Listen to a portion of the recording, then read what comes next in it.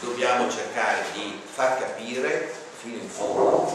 qual è lo stato dell'arte e cosa noi dobbiamo fare. In modo particolare a Portogruaro, che saremo costretti lunedì a parlare su un'interrogazione dei Sosia, perché il sindaco non ha partecipato in piazza ai Sosia, o parleremo perché il sindaco ha convocato una riunione dei commercianti, o parleremo chissà di quale altra sciocchezza che passa per la testa, mentre di fronte abbiamo i lavoratori della Pansa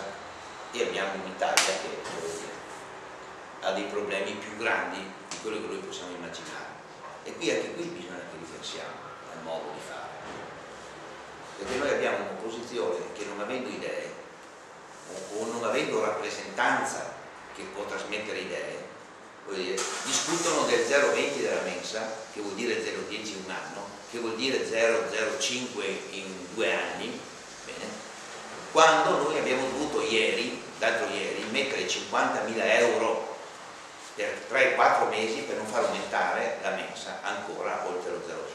E con questa finanziaria loro parlano dello 0,20 che è 0,10, ma dal 1 gennaio 2012 sarà del 0,60.